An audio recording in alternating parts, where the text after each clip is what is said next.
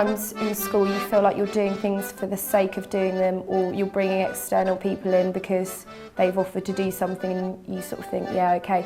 But because it was all so well linked together with our topic, looking at how the local area had changed, and then they'd sourced a song that was from the local area, and everything linked so well and it became so meaningful. I think one of the most creative aspects of the project for me was the songwriting. It brought in loads of their phonics and their spelling with the rhymes, and then it linked into their topic work, so they were remembering. In my class we thought about the way schools had changed, so they were bringing in their previous learning from that, and it sort of linked everything together in a really creative way that the children really took to, that I never would have thought about doing songwriting in literacy before, and now I've sort of gone to the literacy coordinator and said, I really think this is something we should look at continuing forward for next year.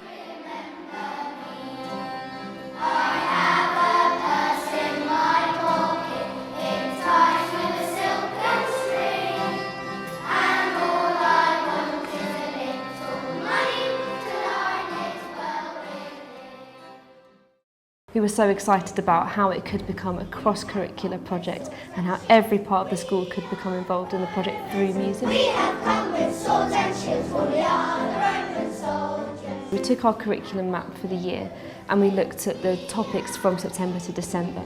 We looked at how those topics, or what music would fit those topics and how well we could get a song to suit them. We then found songs, and the artists worked really hard getting the right songs for our children. And then we had a day of song where the artists came in and they sang all the songs to the children. They did lots of lovely games with them, loads of really interactive music activities to get them excited about what was happening. And every child kind of went out of the hall singing their little song, which was really, really nice.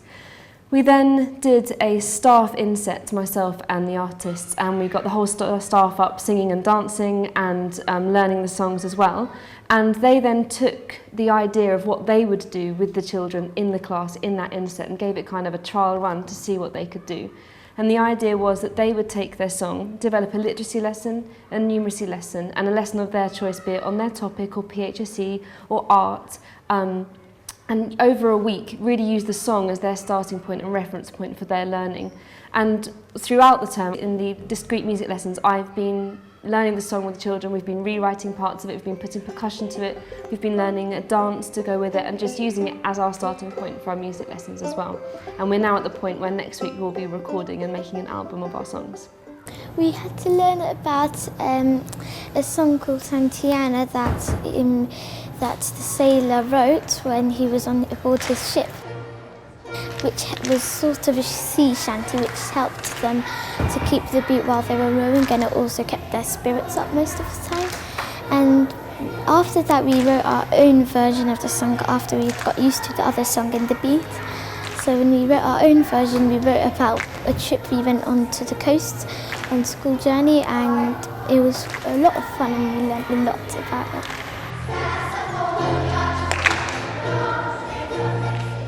Because on Santiana, the trip, they were sailing along the coast of Mexico, and we first, as a warm-up, we calculated the area and perimeter of the UK. Then after that we got onto larger countries and complicated ones such as Mexico and Canada and places like that.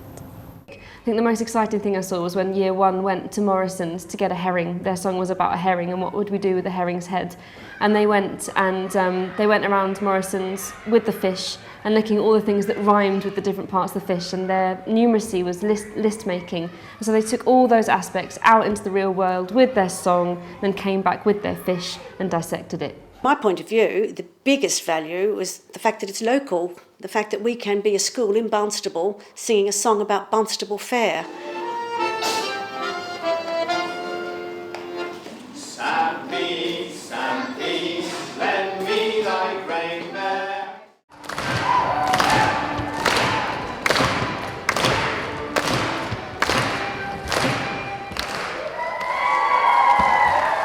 With Mary, we did loads of really fun songs.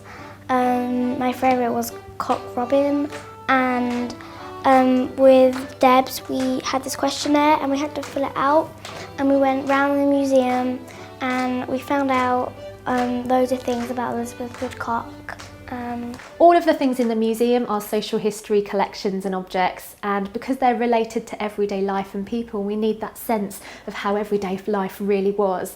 And music and dance and celebration was such an important part of people's lives. We really have enjoyed working with the Full English project, and it's brought the museum a really lovely sense of engagement that people can enjoy.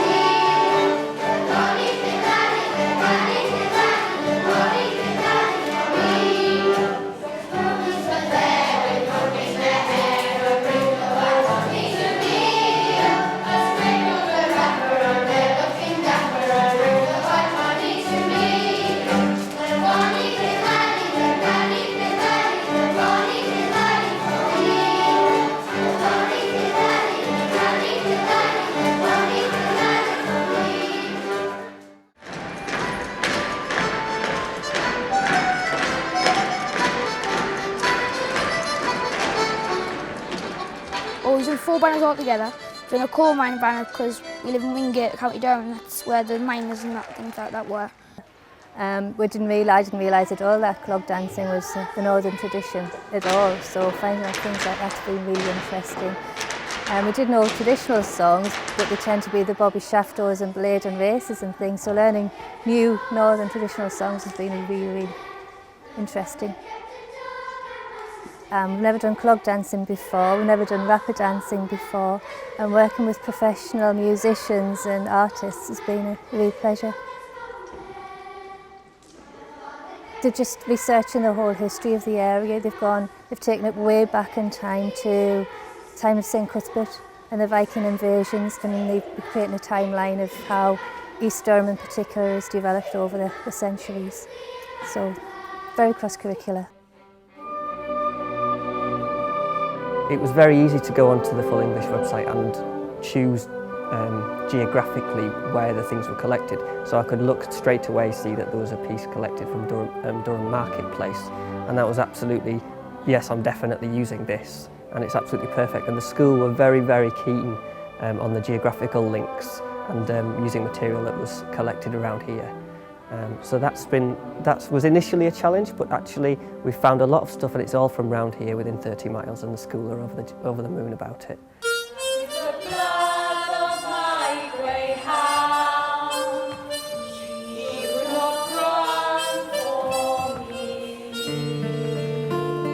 Nearness in birth or blood doth but persuade a nearer nearness in affection.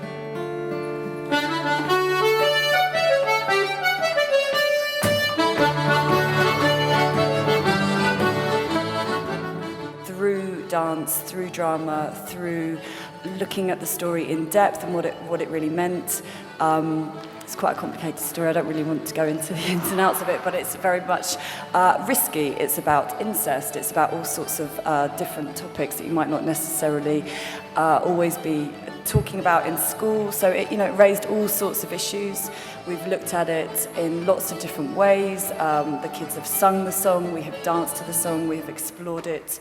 And it's been, I think, really invaluable experience for them. It's about knowing that archive is there next year when we're planning, the new Year 12 intake. What song could we do next year? How could we use the archives?